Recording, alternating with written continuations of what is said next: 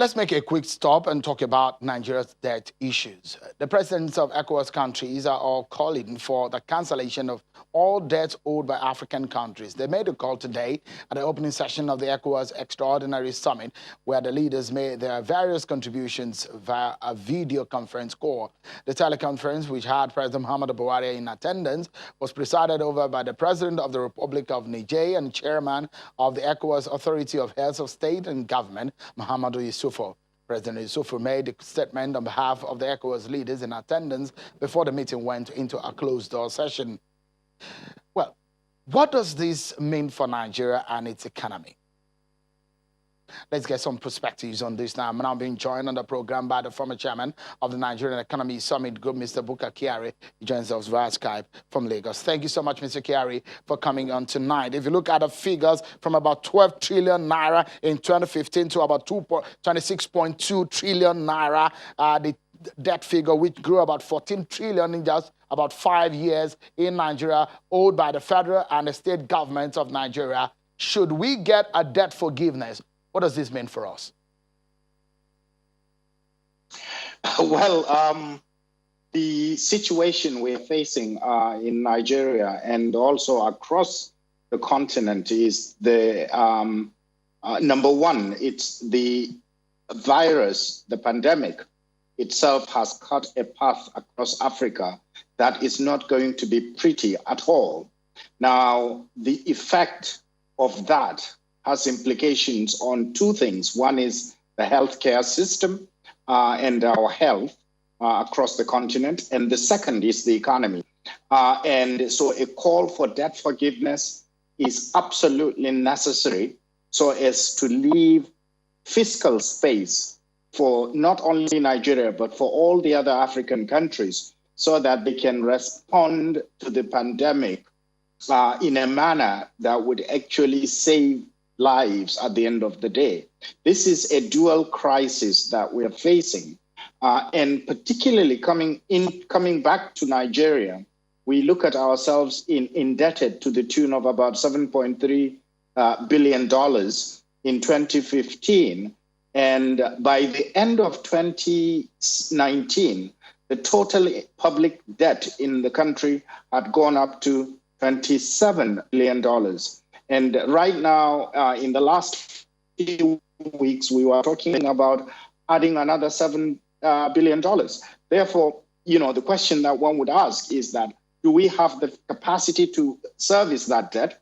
Two, can we respond to the pandemic in a very effective manner? And the answer on both occasions would be either extremely difficult or not at all. Therefore, the case should be made for debt forgiveness. Now, of course, it doesn't mean that we just get our debts forgiven and borrow again and do the same kind of things all over again. So we have to we must hold our leaders account on where the investments of the next round of funding or the next round of debts would go into. Healthcare system, naturally, education. Those are two absolutely critical investments that we must make as a country and as well as a continent. And then the third would be some of the key infrastructure that would facilitate economic growth and thereby create a number of jobs. Of course, some areas Nigerian government is already paying attention to, which is agriculture and the agriculture value chain, which I understand that has become a major priority, not only on the fiscal side, but also even on the monetary side, with the central bank stepping in and pushing for those sorts of things. But the key actually is, go ahead. So, Mr. Kyari, let's shoot in the bullseye. And the big question is, in 2006, we had our debt written off. We had a forgiveness from the Paris Club. Now, we are back with perhaps a bigger debt profile now. Is it in the realm of a dream? Can it happen? I'm focusing on Nigeria because that's it's our country right now.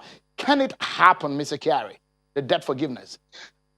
Well, the debt forgiveness is related to a few things. Of course, they have to hit at what is it that we have in Nigeria or in Africa as a whole. Now, with the pandemic, the governments, coming down home, the government of Nigeria doesn't have any fiscal room for, giving palliatives to vulnerable citizens. And by vulnerable citizens, we today hold the record, and unfortunately, it's not a good record, of having the highest number of people living in extreme poverty. Now, that can be attributed to failure of policies through, in the last 20 years or so. Now, the response naturally is to plan and invest. Now, if you don't have the money to invest, or if you don't have the capacity to invest, how would you do it? So the other option is to do nothing, which is actually not acceptable, because we will have a lot of people falling off and dying of hunger, not only of COVID-19, but also the hunger virus. And those two elements put our country's economy between a rock and a hard place. And it's a therefore tough we one need indeed. to respond. Exactly. Therefore, we need help from any and all manner of partners in the global space. Mr. Kyari, we keep our fingers crossed and see what happens. It's going to be a prayer now that we get that forgiveness happen. We're pleading for it. Should it happen, be a good news. The former chairman of the Nigeria Economies Summit Group, Mr. Buka Kyari, thank you so much for your thoughts tonight on that issue.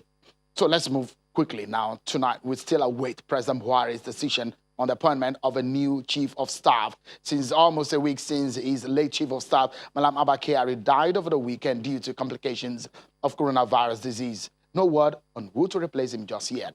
Tonight, we assess the task before the president, the essential duties of the office of the chief of staff, and we shall also be hearing tonight from a former chief of staff to former President Goodluck Jonathan. General Jones Arogbofa is our guest tonight on the program, and he joins us from our studio in Abuja. It's good to see you again, General Arogbofa. Since you were out of the seat of power, nice to have you. We just have about a few seconds to go on a break. What do you make of the office that you occupied? Do you think is perhaps now more powerful than it was when you were in office? Well, I think first let me condole the president and the people of Nigeria, and particularly the family of the deceased chief of staff. It's an unfortunate situation. Such a thing should not really happen.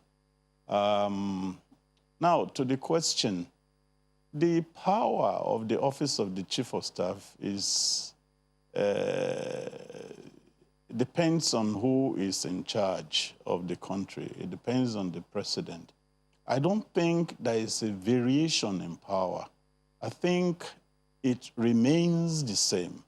For the late chief of staff, who was a very loyal person to the president, I think he had the leverage of the ears of his boss, and he did what was right with his boss, and he was given enough opportunity to exercise some level of power to ensure that... General, apologies. That's about just a very good intro for us to enter into our break. But when we come back, don't go anywhere, anyone, because we're getting a benefit of the experience of a former presidential chief of staff, and it's going to give us insight into that office and what is on the hands of President Muhammadu Buhari as of now. Don't go anywhere. We'll be right back.